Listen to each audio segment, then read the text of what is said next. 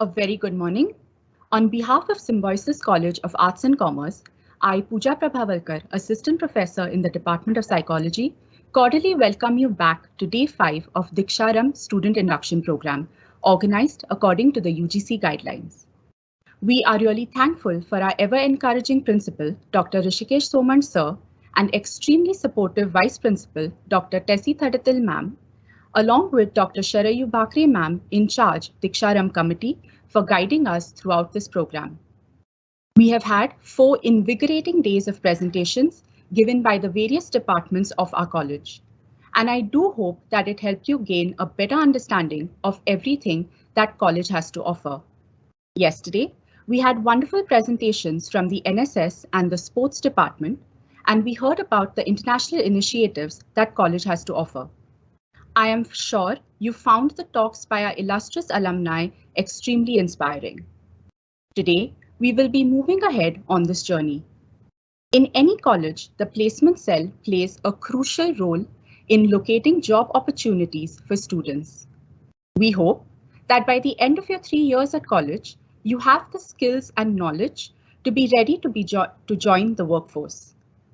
College has an extremely active placement cell, which serves as the platform to connect the various stakeholders that play a role in the career aspirations of our students. Despite the pandemic, the work of the placement cell did not cease, and they successfully conducted virtual placement drives. To tell us more about the placement cell, in our college, we have the head of the placement cell, the inspiring, dynamic, and extremely humble Dr. Nilesh Wagmare sir with us today. Nilesh sir is an assistant professor in the Department of Accountancy and Costing and is also faculty for the MCOM program in our college. He is integrally involved in several college initiatives such as the Center for Human Excellence, the Center for Innovation and Entrepreneurship, the NSS, and he heads the Marathi Drama Circle. We welcome you, sir. I request you to kindly take over. Thank you, Pooja ma'am. Good morning, Soman sir, my dear colleagues and student friends. Myself, Dr. Nilesh Wagmare, faculty in charge of placement cell, and I'm here to do a small presentation about the functioning system and activities of placement cell of our college. Before begin, I would like to thank the entire team of student induction program for giving me an opportunity to present before the students of first year.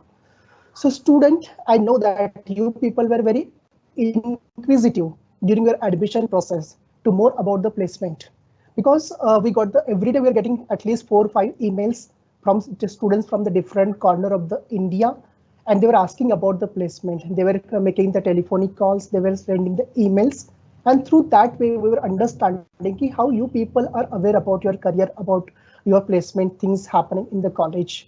So all this aspect we are going to cover in next 10 minutes in my presentation, for which I have made the PPT. Let me share the PPT. I hope my PPT is visible. Yes, sir. Yeah, thank you so much.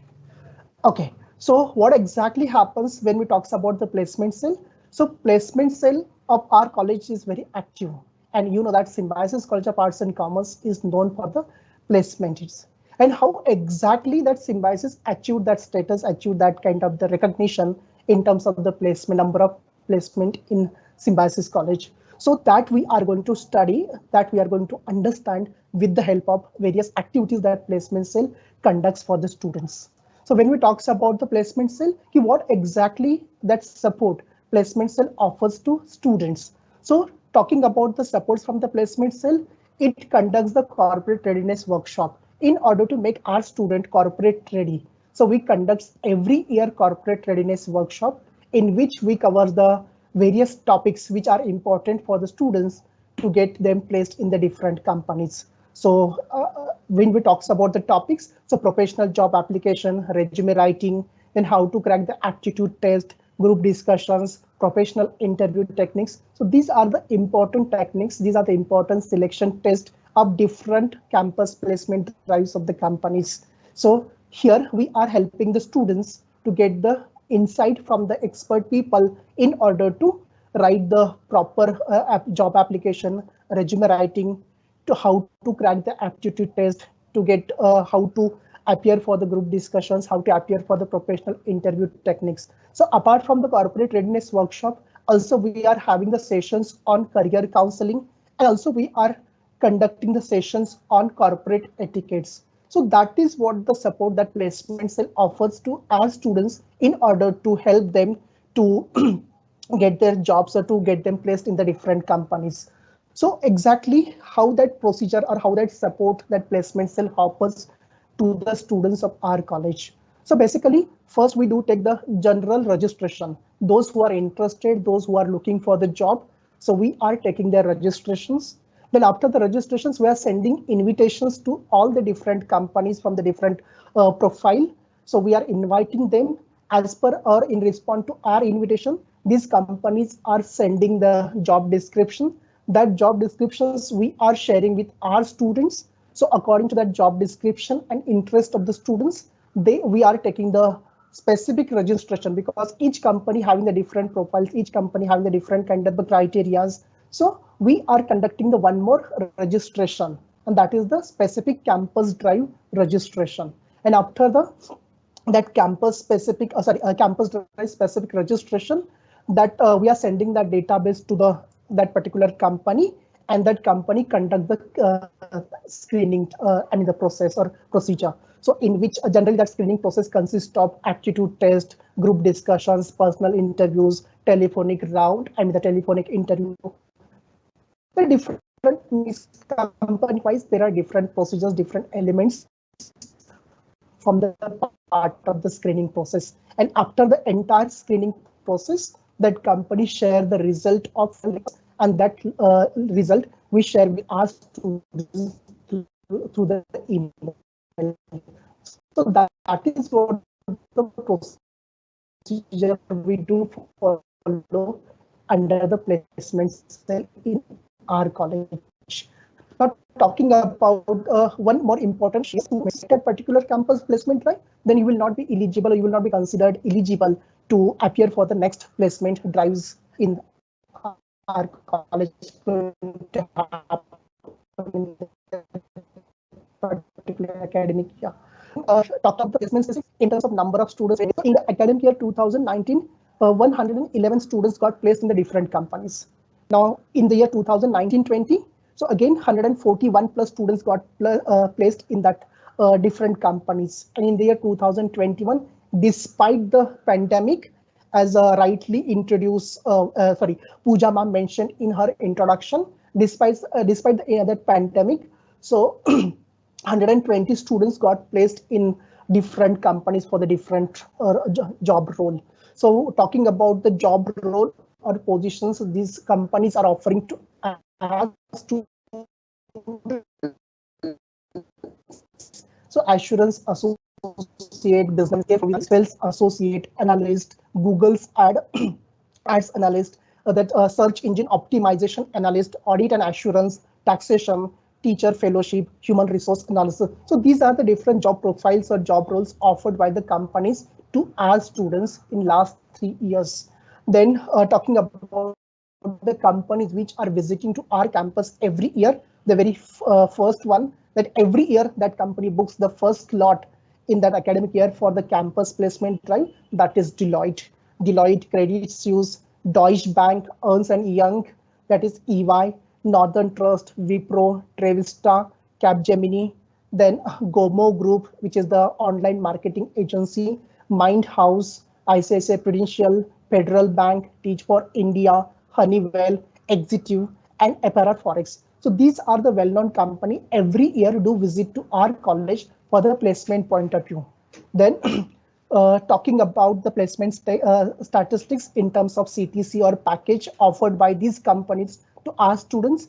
Again, in the academic year 2018-19, the highest package offered by these companies, different companies have the different package, especially for the undergraduate student was rupees 4,40,000. Average amount of package was 3,43,000, and the lowest was 2,20,000.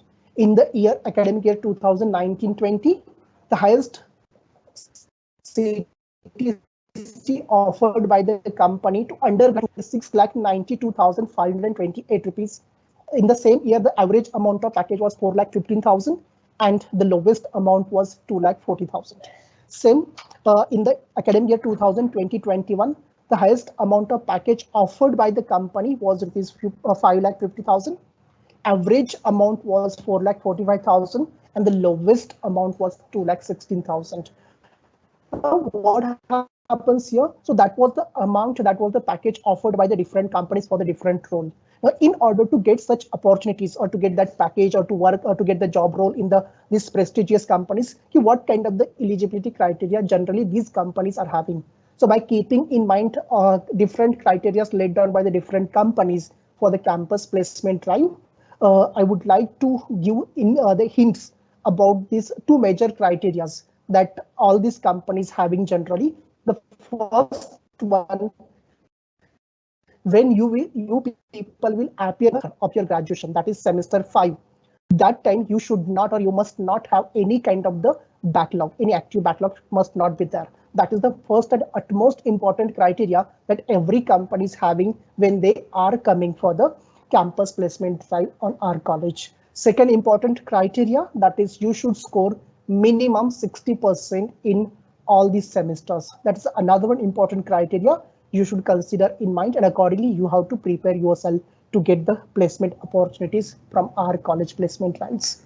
Then apart from the placement, we do also offer support in terms of we give the updates about because every day we are getting the different emails from the different companies, different startups. They're asking for the internships with our students.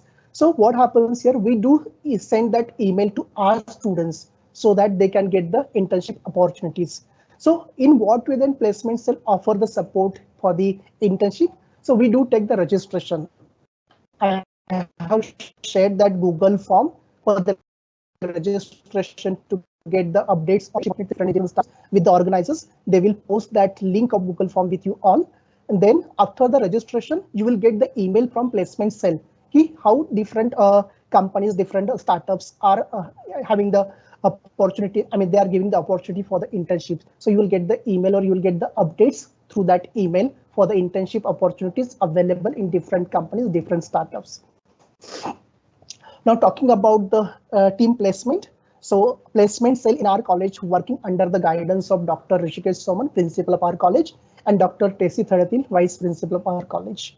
So along with me in that cell, Dr. Santosh Marwadi Kumar is there, Mrs. Sarika Wag, Shekhar Paranspe, and Ms. Aishwarya Kalyan Shetty working as a teacher member. Then a very important aspect of placement cell of our college, that is student coordinators, who are actually working as the backbone of this placement cell. So this year we have the 4 student coordinators. All they are from the TY classes. So Ms. Riddhi Chaurasia, Mr. Shubham Goel, Ms. Rishika Khemka, and Mr. Shiv Mishra. So they are working very systematically, scientifically, and very efficiently for the placement cell. So they are the actual backbone of the placement cell. So a placement cell is available on the LinkedIn. So do follow us on the LinkedIn page. So I have given the link here. So you can find, you can search on LinkedIn and you can follow, please follow us on that LinkedIn page. So talking about if you have any queries, any difficulties, please write to us. We would love to reply, we would love to answer your questions. So I have given here email IDs of all the student coordinators as well as placement cell. So you can write to us so that we can solve your queries. We can help you out in getting the opportunities for the internship as well as placement. So that is from my end. So thank you so much. And I would like to wish you all the best for your graduation journey in Symbiosis College of Arts and Commerce. Thank you so much.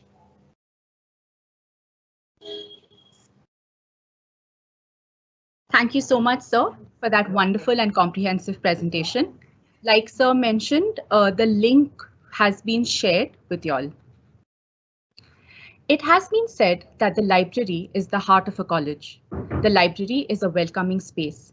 In many ways, it can be looked at as the core of college experience, studying, learning, exploration, and discovery. Our next presentation will be by the custodian of this treasure trove of knowledge, our librarian, Mrs. Vaishali Vaidya. Vaishali ma'am has a long and illustrious career spanning over 2 decades as a librarian. She has published in multiple research papers and book chapters to her credit. She is truly multi-talented and is a certified yoga instructor. All the teachers in college will attest to how resourceful and efficient ma'am is. I request Vaishali ma'am to kindly take over. Thank you, Pooja ma'am, for the introduction. Very good morning to all the participants of this Diksharambha induction program. Myself, Vaishali Vaidya, librarian of the college. I am here to give you a brief overview of the library in my presentation. Let me share my presentation with you all.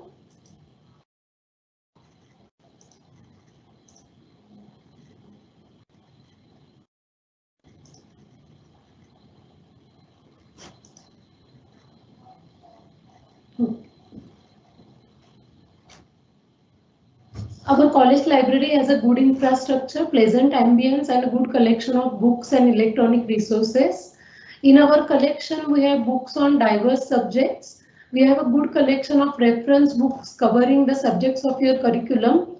Besides that, we have a very good collection of English literature, Marathi literature, history, mythology, and philosophy. We have many motivational personality development books, competitive exam preparation books, and encyclopedias on different subjects. Also, our library subscribes to journals, magazines, and various electronic resources. Main library is on the ground floor, and the main library and reading room is on the ground floor, and e-library is at the basement. Our library is fully automated and we use Koha library management system. Please visit library page on our college website. There you will find the link to access OPAC. OPAC means online public access catalog, and through web OPAC you can get information about the physical collection of our library. So library membership. All the students who take admission in Symbiosis College of Arts and Commerce become the member of the library automatically, and you can avail the various services and facilities offered by the library. So you need not fill any extra form to avail library membership, but we will issue you an identity card which is necessary to gain entry in library. Of course, we will be issuing you the identity card when all of you join on campus physically. Here are few library rules and timings. As I said earlier, iCard is must if you want to come to library. Also, library is a silence zone, so you should maintain that silence in the library premises. Library timings are from 9 to 5:30. Also, a student can issue 2 books at a time, and books are issued for a duration of a week, and fine of ₹2 per day will be applicable if you don't return the books within the due date. Here is the library statistics at a glance. We have almost 42,000 print books, journals, 46 journals, magazines, various newspapers. Also, we have a special collection of encyclopedias. We have 126 encyclopedias on different subjects, CDs, DVDs, and e-books and e-journals. Various services and facilities offered by the library. As I said earlier, home lending of books. We issue 2 books at a time per student. Reading hall facility, there you can study for your exams or for your own. Also, you can refer to newspapers and periodicals by sitting there. We offer reference service to the students, e-library and OPAC services. Also, we provide syllabus and previous year question papers to the students. We will be mailing you that prior to your exam. Also, the syllabus for the current year is available on the college website as well. Also, we issue from library textbooks for English subjects. So this year, if when you join on campus, we will be issuing you the books. Or else, if that is not, if the relaxation is not offered, then again we'll post the books to you, your addresses given by you. E-library facility. Students can access e-resources at the basement section of the library, where we have set up few computers for students to use. Also, you can get the Wi-Fi connectivity for your laptops. and through that also you can use e-resources of our library. But please note here that your mobile phones will not get the Wi-Fi connectivity. Only your laptops can be, you can obtain Wi-Fi password for the laptop. Also, now since you can't join campus currently, we have extended remote access facility through e-resources to our students. For that, visit our college website, library page, and on that page, online access tab, you will find the Google form available there, and fill that form, and we will register you on the Enlist database, and through that you can access various journals, e-books, and lot many other things. So this is how it looks on college website. There is a library tab, and library tab, online access tab, you will find this Enlist form.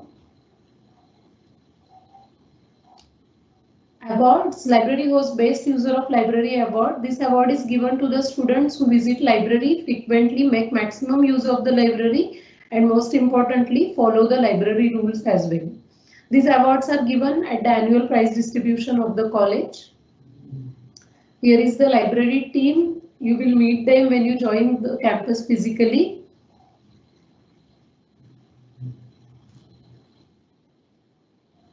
To give you a feel of library, we have made a short video of the library.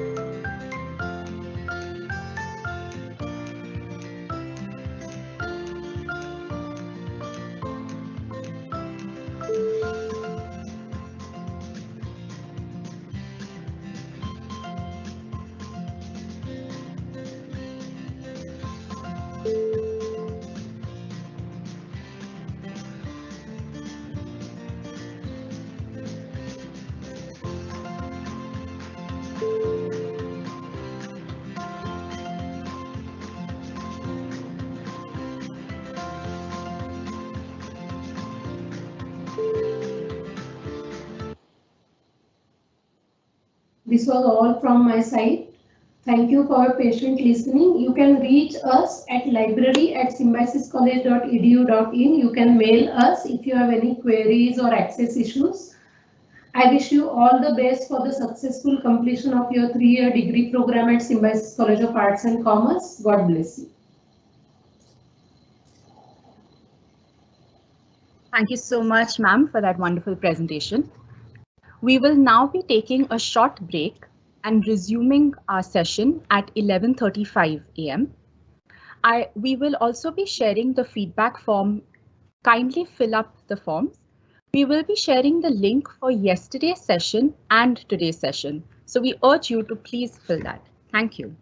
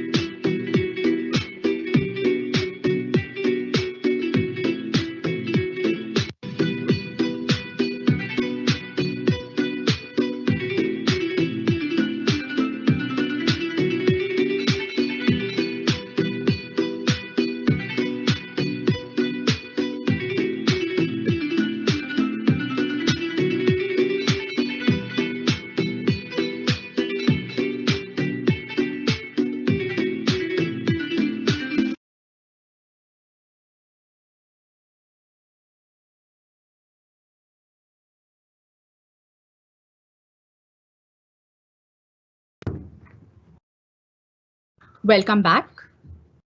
As young adults, you will probably agree when I say that your friends and peers are one of your biggest support systems. They have the power to help and uplift you, while at other times, their influence might feel like a burden. Our next speaker is the college counselor, Ms. Akshada Shinde. Ms. Shinde is a mental health counselor with experience of working in diverse settings like clinical, counseling, helplines, and the corporate sector. She views mental health as holistic well-being that everyone needs to engage in as a form of self-care. I invite Ms. Shinde to help us gain insight on how to effectively manage peer pressure. Over to you, ma'am.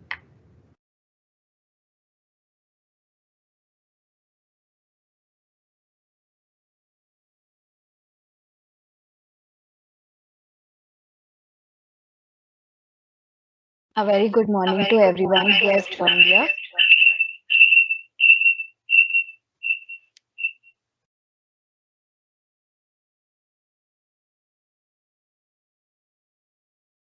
I hope you all had a good short break. So today's session is going to be about understanding peer pressure and understanding how it has the ability to impact us. What are the ways in which it influences us, our day-to-day lives, and the kind of way of living that we build for ourselves. So I'm sure you might have heard of this term many times in the past, where people talk about how बच्चे बिगड़ते हैं दोस्तों की वजह से, and how a rotten apple can spoil an entire basket. But today we are going to look at peer pressure with a different lens and on how it can affect the little things that we do, the little ways that we carry ourselves, and the little ways in which we interact with others. So we'll begin by understanding what peer pressure exactly is. Peer pressure is an act of influence that can make a person feel pressurized to behave in a certain way, to perform certain acts, or to act in a way that digresses from their original self, intention, and identity. So basically, it encompasses anything that makes you feel like you're not being yourself because you feel pressurized to act, behave, talk, or respond in a certain manner.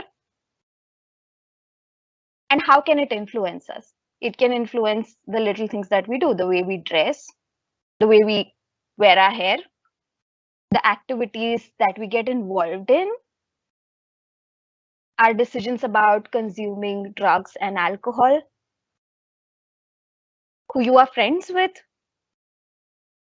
You might not want to be friends with a certain segment of people because you have noticed that your peers, classmates generally don't hang around with them.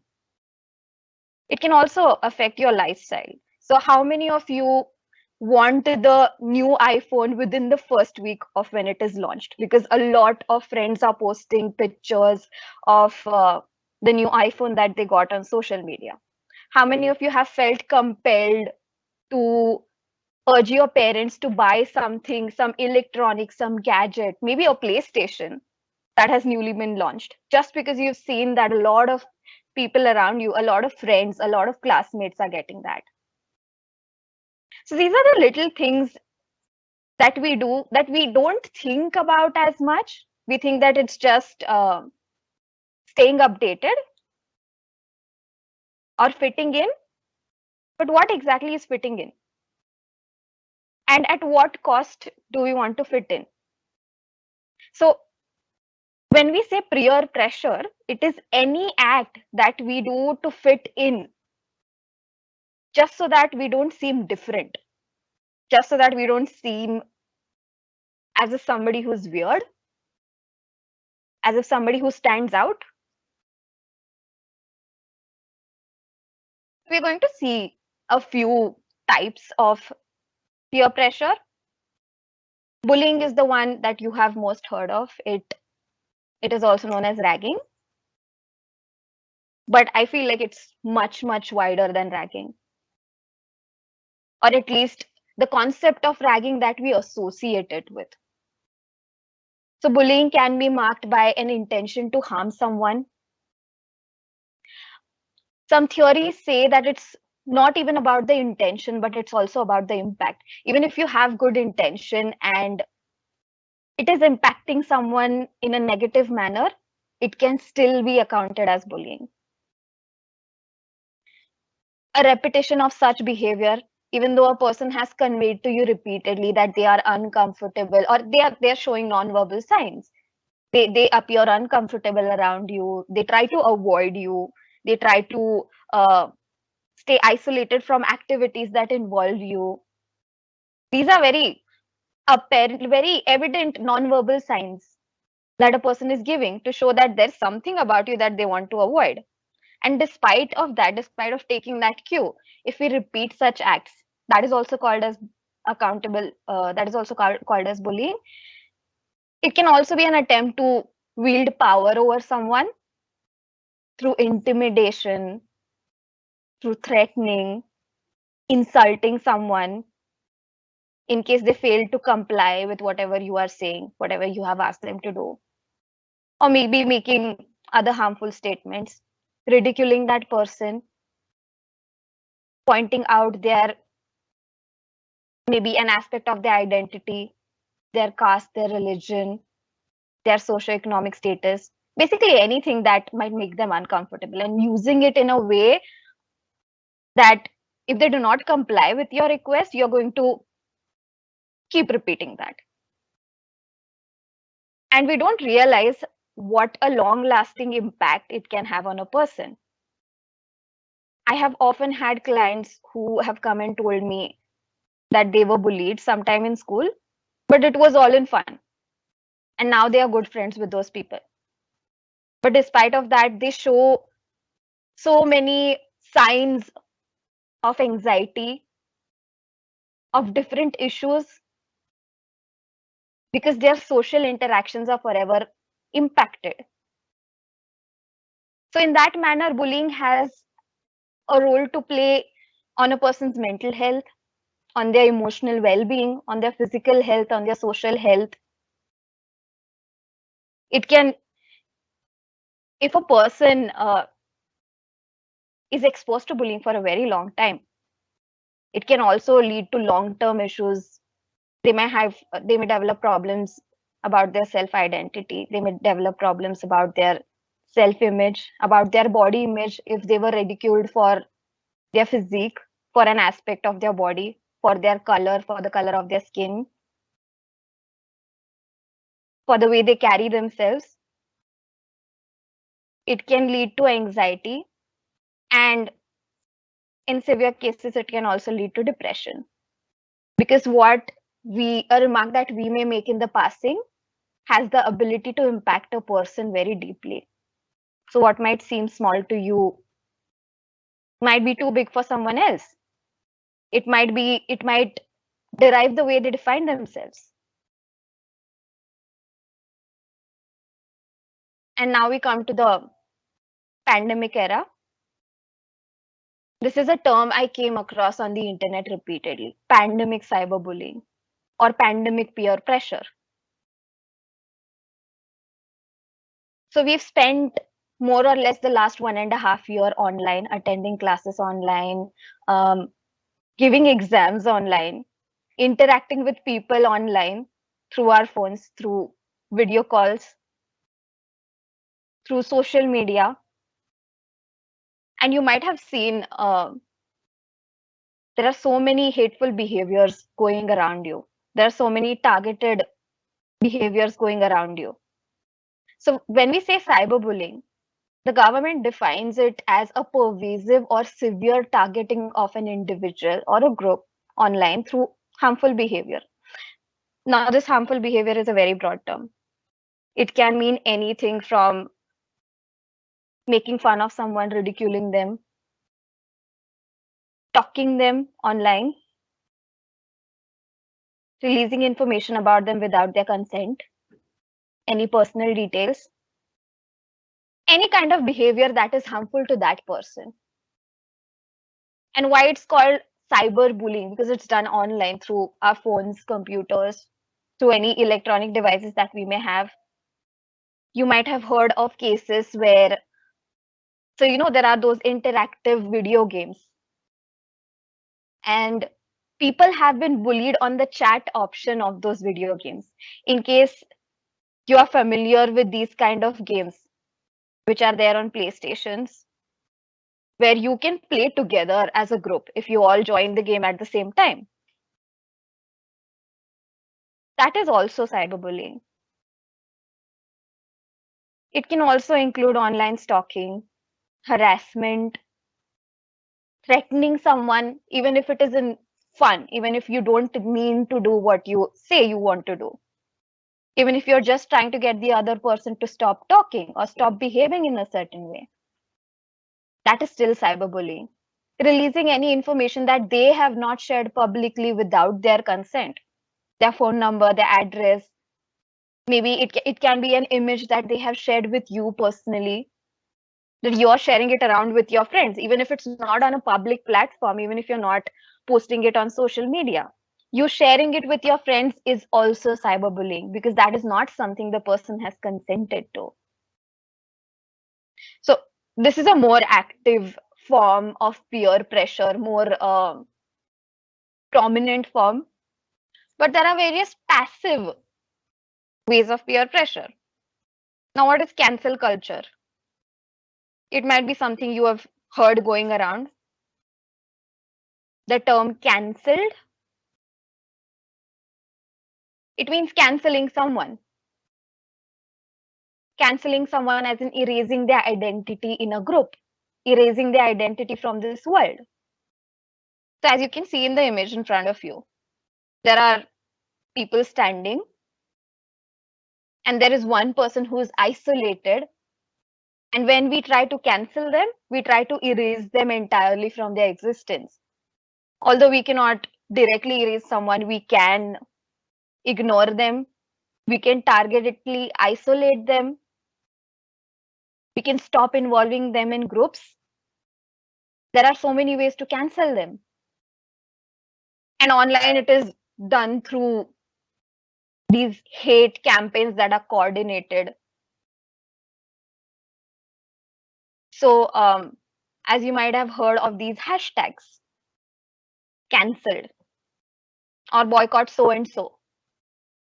You might have seen memes where a person is standing in the middle of a group or in the middle of a circle, and they're just alone. There are people who are talking amongst each other. They're completely ignoring the person. They are not acknowledging their presence. Or you might have seen memes where there is a person standing and there's something written like, who's here? And many of you might have seen those John Cena memes. So when we try to cancel a person, we try to erase their online presence. We try to start a campaign where everybody is not acknowledging them, is isolating them. And this is done just because the person has said something that we may view as controversial, or the person has disagreed with us, or there is a particular group that has views or that has done things that don't fit in with us. So instead of cordially just disagreeing with them, or instead of treating them with the same respect and telling them, hey, I don't agree with you, or maybe you shouldn't have done this, we try to cancel them to make them feel targeted and humiliated. This can be a more passive form of cyberbullying, where nobody will, it's not mentioned in any of the laws, but it can have such a detrimental impact on a person.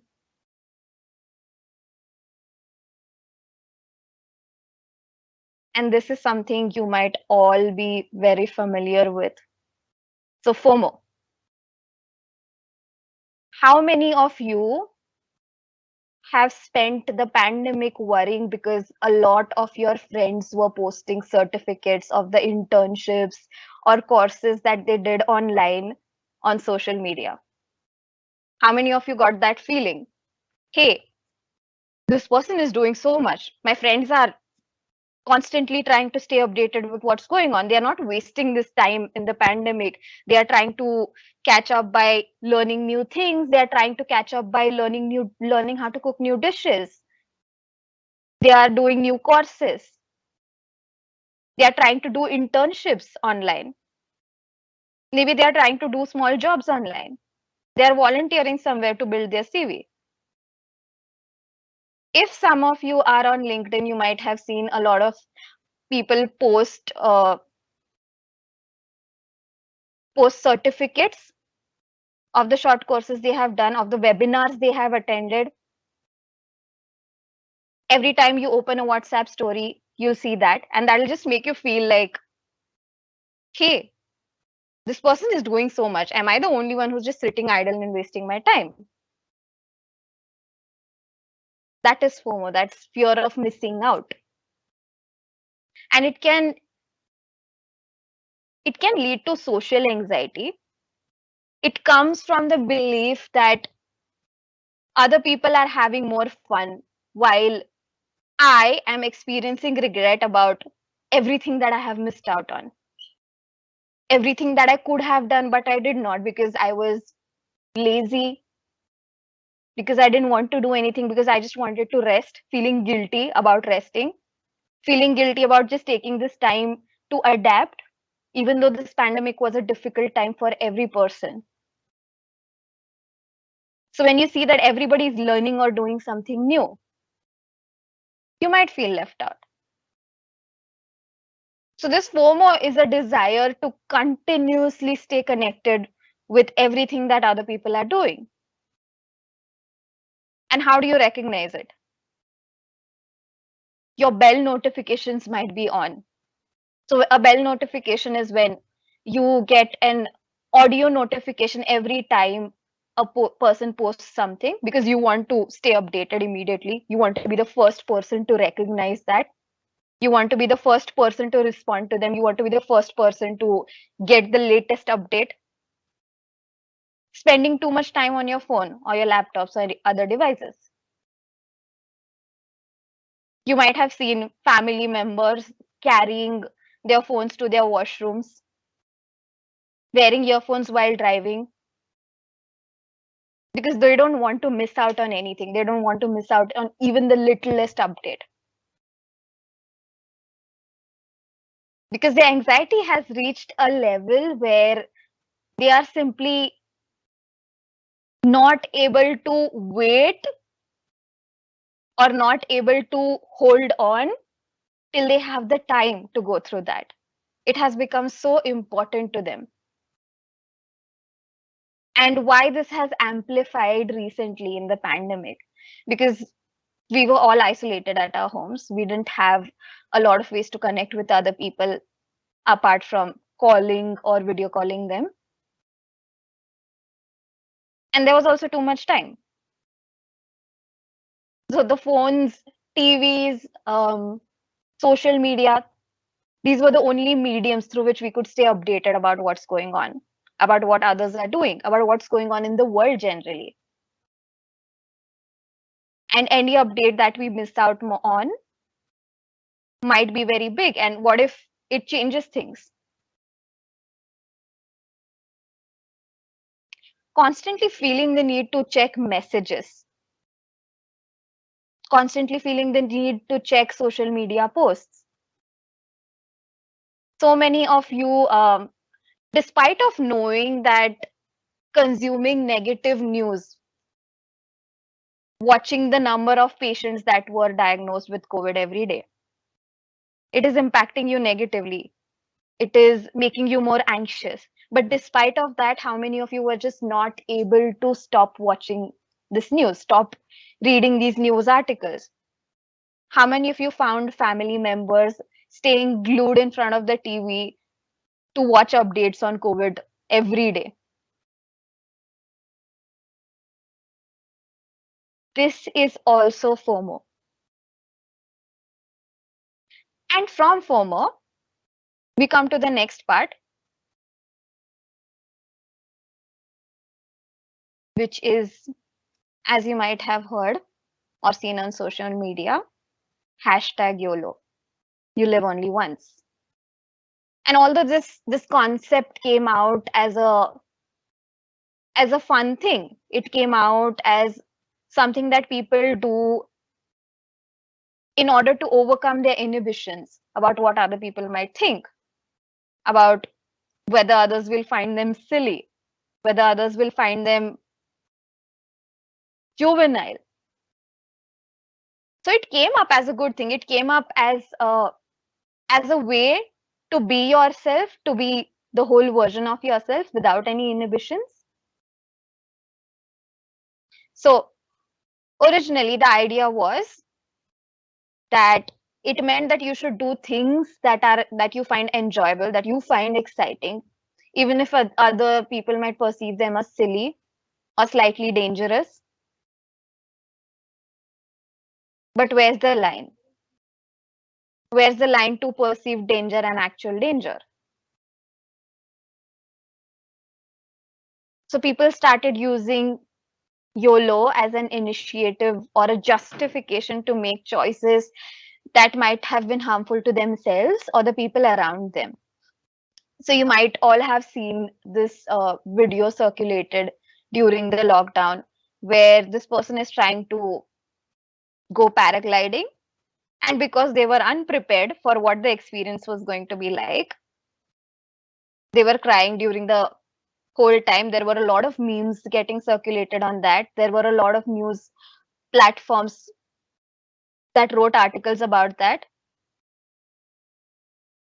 So this person was suspended in the air with a parachute on their back, and they were just begging God to never to forgive them, and that they are never going to engage in any kind of sins or anything bad, but just let me live. So it was a big joke at that time. But the idea behind it was that the person did not actually research what paragliding is going to be like. They did not know what the experience was going to be, but just because a lot of people were doing it, they opted for it. It was written in one of the interviews that a news person did for the person in this video. So they just saw that a lot of people were doing it, and because YOLO, I too want to do it. I too want to catch up. So this might be a very big mistake that the person might have made, even though it did not actually cause them any physical harm. But then you might also have seen videos of youngsters driving their bikes with one hand maybe on the accelerator and the other holding the camera, holding their phone, filming themselves while driving on the road, driving in ghats, driving in dangerous places without complete safety and precautions with the same hashtag YOLO. So is you only live once a justification for making choices that can affect you negatively, that can harm you, that have the capacity to cause you permanent physical damage? And is this something that we should be using to make impulsive and uninformed decisions under this passive peer pressure? Everybody else is doing it, so why can't I? So where we need to draw a line is we need to ask ourselves, is this really something I want to do, or am I just doing it because I've seen a lot of people doing it? Is this something that's going to impact me badly in any way? Is this something that's going to harm me? Am I ready to pay that cost just to fit in? just to appear as if I am caught up with the trend.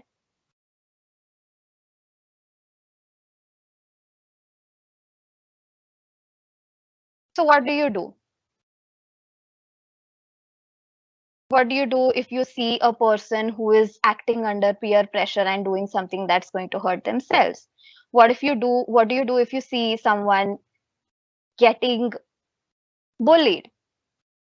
What do you do if you see someone feeling humiliated and getting impacted because someone has made a negative comment about them? Someone has made a humiliating comment about them. If and when you do come to our college, we have the numbers of a ragging helpline and medical emergency mentioned on nearly every corner of our campus. And the idea is that it is visible and everybody knows that there is an option, that you don't have to go through it alone, that you don't have to suffer in silence, and that yes, there is help available. You can report yourself, you can report the person who's bullying you anonymously too. If you are worried about backlash, you can also talk to the person attending the call about what's going on and why you want to maintain confidentiality, or why you may not want to reveal certain details about yourself. The idea is at least opening a dialogue. If you are not comfortable sharing everything, then maybe just the fact that you are not doing well so that you are navigated towards help.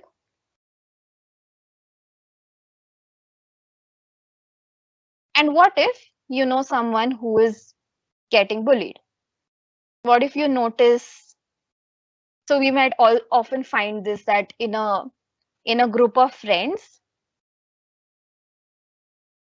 even if one person is being insulting, even if one person is being offensive, is being inappropriate to someone else in the group who's maybe more docile,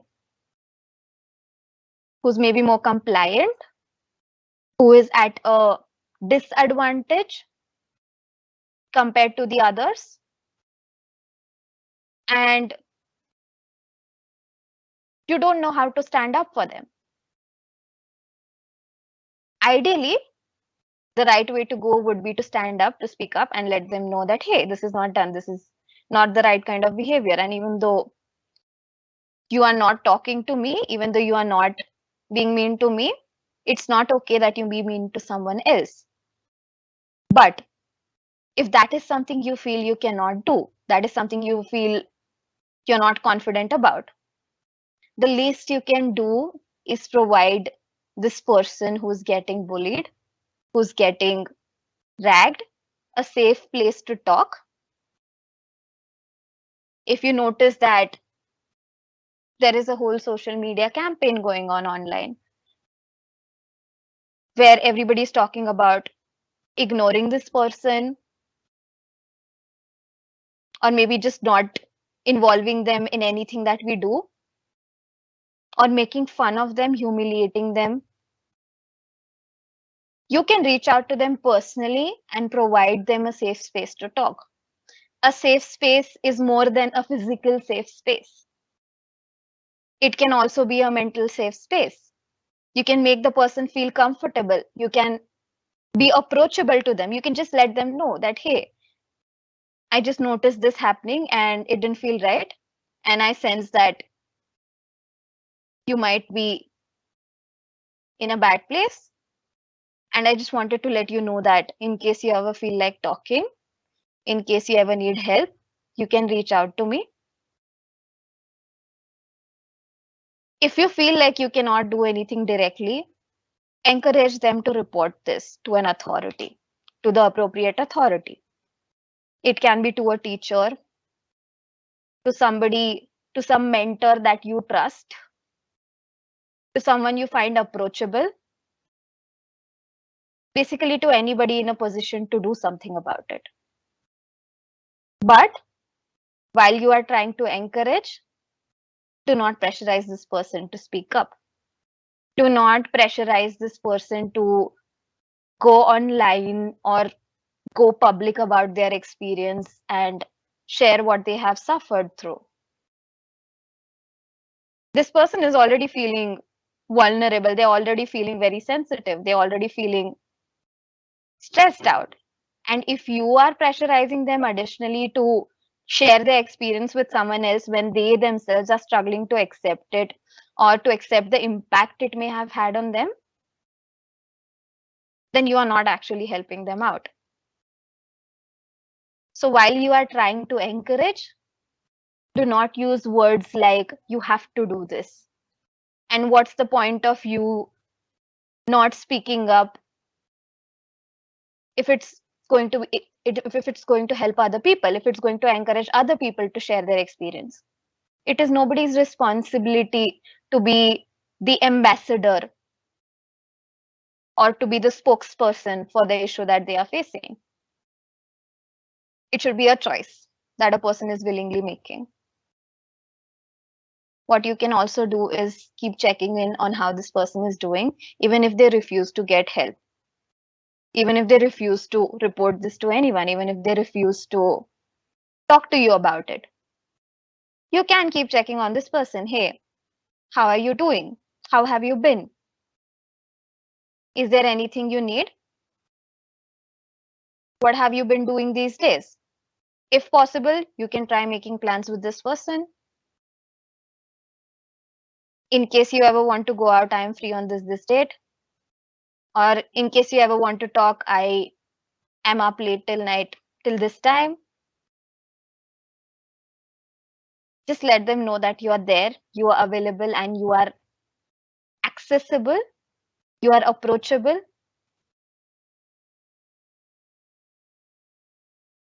If you feel that what this person is going through is something that's beyond your capacity, you can refer them to the counselor. This is the process that we use to schedule an appointment with a counselor. So you just write an email to mindhelp@siu.edu.in. In case you are not able to note down this email ID right now, it's also mentioned on our college website. Just remember to mention your name, your college, what academic year you might be in. So maybe I'm an FY BCom student. If you may not have your PRN at that exact moment, that's still fine. Do not let that be something that's holding you back from reaching out. When you write to us, there will be a counselor. So since I am the counselor for this campus, I will be reaching out to you. I'll be just sending 3 quick forms where we just try to get a background on you before actually scheduling a session. And these forms are also to make you comfortable with our process. One of those forms is very important. It's confidentiality and consent form. In this, we just let you know that everything that you shared with us, even the name of the person who bullied you, that is also confidential. Unless you wish that we share it with someone. In case you want us to talk to someone about it, that is something you will give consent to. And the only circumstance in which this confidentiality will not hold is if we believe that you are at immediate danger to yourself or the people around you. So that's a very rare case, very rare scenario, because I know that a lot of people hold back from reaching out for help, and not just with peer pressure, not just with their experience with bullying. It can be about any mental health issue. People hold back because they believe that their parents or teachers or someone from the management, someone from the admin department, maybe the college principal will be informed about what they are going through, and it will impact their academics or it will immediately spread out to their classmates. That's not the case. That's not how it works. Unless you specifically ask us to tell someone about something, it just stays between you and the counselor.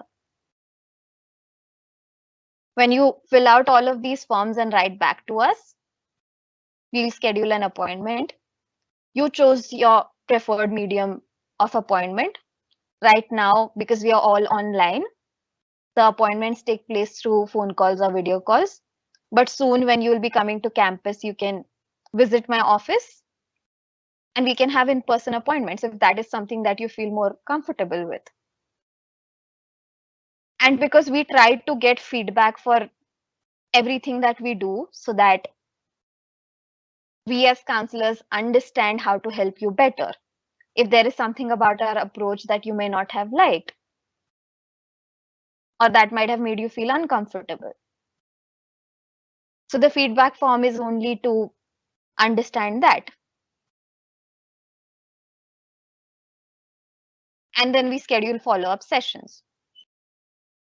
All of this information, if you might have not had a chance to note this down right now, is available on our college website. You can go through it. It has the email ID and the contact number for calling us, for reaching out to us. We also have a psychiatrist on board. Her name is Dr. Girija Mahale. And in case an issue is severe enough to warrant psychiatric intervention, we also schedule an appointment with her. It is important that you understand that this entire process, the counseling, the consulting, is free of cost as long as you are students of the college, because this is a question I get very frequently. Will I have to pay for these sessions? I'm just a student. I don't have the capacity to pay for them right now. As long as you are a student of our college, all the costs are covered by the college.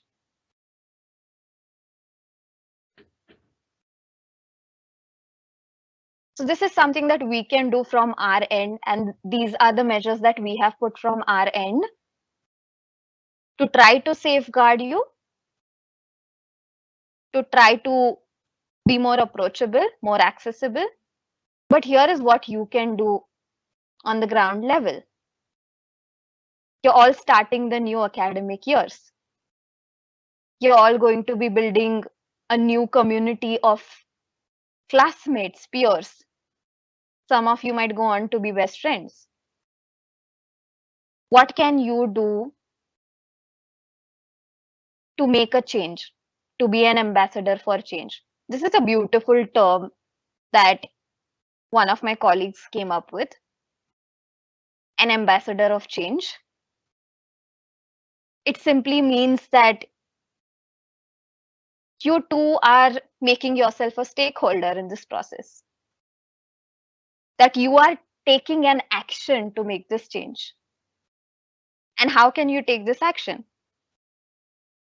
There are very simple steps. You can watch out for your peers. You can practice empathy. Empathy is simply the ability to understand what the people around you are going through, to try to put yourself in their shoes, to try to think from their perspective instead of just viewing things from your perspective. Instead of assume what someone else is going through or what they are thinking or what might be the intention behind their action, asking them. As they say, communication solves 99% of the problems. Before you make a change in yourself, before you try to adapt to a new surrounding, question, do I want to go out to these parties because everybody else in my class is doing that, because everybody else in my class is spending the weekends at pubs, at social events, at somebody else's place, at a club? Or do I actually want to do it? Do I actually want to just maybe have that experience once in my life?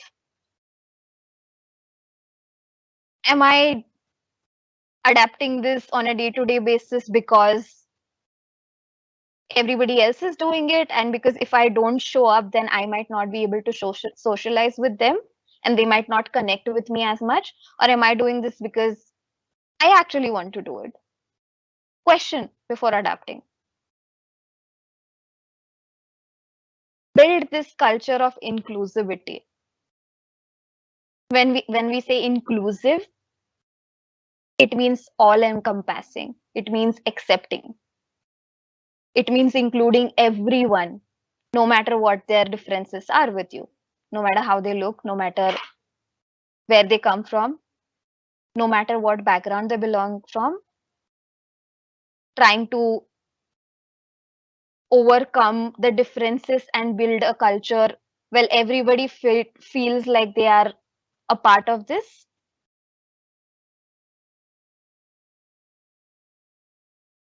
Don't point out people who are different. Anybody with a different body language. This is something that we might often have seen. This guy walks like a girl. We might also often have heard that statement. So you just point out to this person and you start laughing or you make fun of them. Don't do that. Don't isolate this person because they are different. Don't isolate an international student because their dialect or language is much different than yours, because they don't speak English well enough. Be mindful of the kind of comments you make.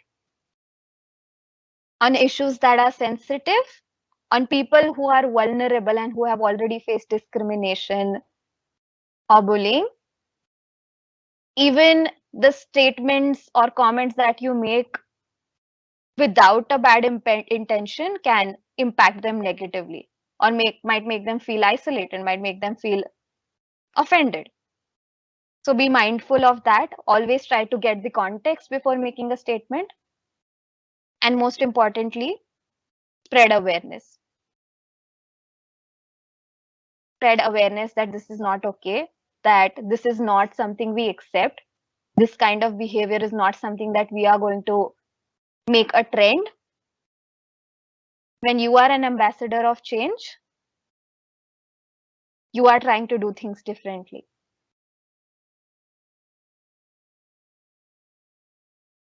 So at this point of time, I'd like to thank you all for attending. And I'm really hoping that we connect soon. So thank you.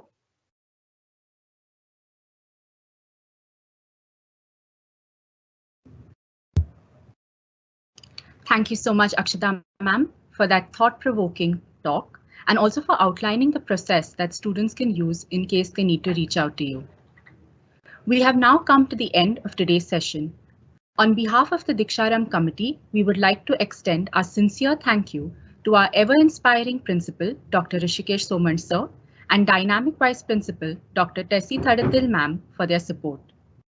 We thank our Registrar, Mrs. Gandhali Parulekar ma'am, the administrative staff, our Kakas, for their assistance and support. We would like to thank Nitin sir and Nazir sir for the technical support in helping us execute this program seamlessly. And we have to also thank all our guest speakers and teachers who took the time out to make such wonderful presentations over the week. Without your support, this program would not have been a success. And to you all, thank you, each and every one of you, for your presence and attentive listening today. Tomorrow, we will begin our program at 11:30 a.m. Thank you and have a wonderful day ahead.